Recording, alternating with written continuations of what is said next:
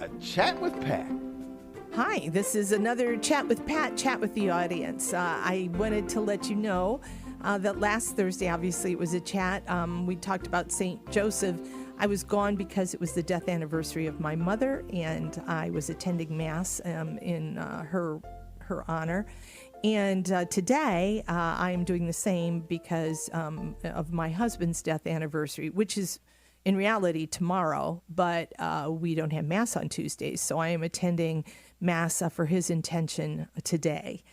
And because this time of the year certainly brings back memories of people I love, my mom and Jim, I was looking for what can I kind of talk about today, and I came across a book, The Sermons of St. Alphonsus Liguori. I tell you, I love sermons given by saints. I've got books on Augustine, just brilliant things. And obviously there are sermons, so we're not talking about really long chapters or heavy theology, although I am impressed when I read them because I don't know if people were smarter back then that they talked to, but they certainly don't dumb their homilies down for us. But I came across this one, and it was given on the second Sunday of Lent. And I know today yesterday we started the third week of Lent. But the reason I like this is because it was entitled On Heaven. And I think about that a lot, certainly with these death anniversaries in my life. But he's talking, St. Alphonsus is talking about the Transfiguration, which we heard on the second Sunday of Lent. And he's saying that the disciples, that Jesus is giving them a glimpse of the glory of paradise. Wow. I mean, think about that.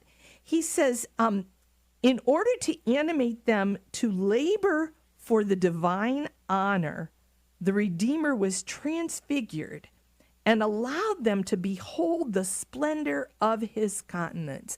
Now, notice the reason he gives why they were able to see this: to animate them to labor for the divine honor, to animate them to serve God, to work for the Lord, right?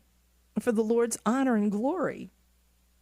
And certainly, Peter exclaims, "Lord, it is good for us to be here." Wow.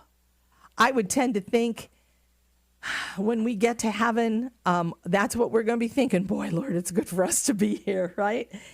So he wants to stay there, right? He wants to remain there. He doesn't want to depart because he realizes what he sees is greater than the delights of the earth. St. Alphonsus goes on to say, "Brethren, let us labor during the remainder of our lives to gain heaven. Heaven is so great a good that to purchase it for us, Jesus Christ has sacrificed his life on the cross. Be assured that the greatest of all the torments of the damned in hell arise from the thought of having lost heaven through their own fault. The blessings, the delights, the joys, the sweetness of paradise may be acquired, but they can be described and understood only by those blessed souls that enjoy them." So he goes on to say, obviously, we have not seen heaven. We have not seen paradise, but he says with the aid of Holy Scriptures, right, they can explain to us a little bit about them. And he uses right away the statement from St. Paul in Scripture, "Eye hath not seen nor ear heard, neither hath it entered into the heart of man what things God hath prepared for them that love him," from 1 Corinthians. That's one of my favorite passages. Great song, right? Eye has not seen, ear has not heard. It was one of my husband's favorites. In fact, as his casket came in at the funeral mass, this was the song that was sung. He loved this song. And how appropriate, right? That eye has not seen, ear has not heard.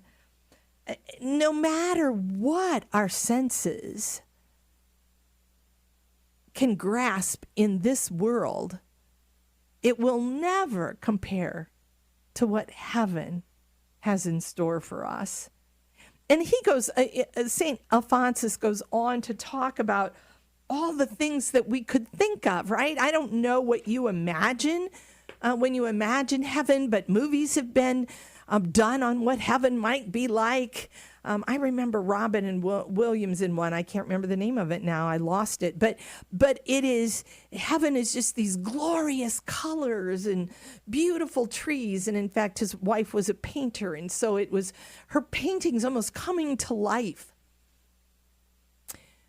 But we have kind of our imaginings, but we know it's far greater than anything because our senses are limited to the knowledge of this world. So there's so much more in heaven. So he says, speaking of paradise, St. Bernard says, "Oh man, if you wish to understand the blessings of heaven, know that in that happy country, there is nothing which can be disagreeable and everything that you can desire." Wow. Nothing that's disagreeable. It seems in this day and age, that's all we surround ourselves is with people that disagree. And in St. Thomas Aquinas, he has a prayer for attainment of heaven that I try to say every day. And in that prayer, he says, where all men are in harmony, where all is in harmony. You know, and we even talk about in Scripture, the lion will lie down with the lamb. All of these visions of heaven, of paradise, we yearn for this because we're made for it. There might be people who enjoy disagreeing with other people. I only disagree because I'm looking for the truth.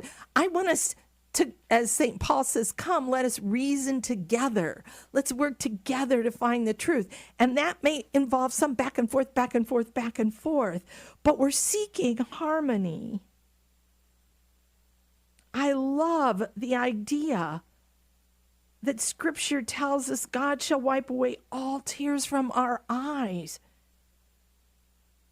It is that in death there's no more mourning, no more crying, no more sorrow.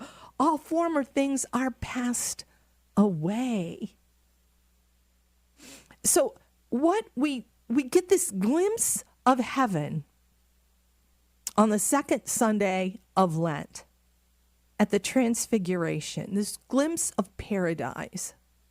And St. Alphonsus reminds us that this is what we are living for, but this is our training ground.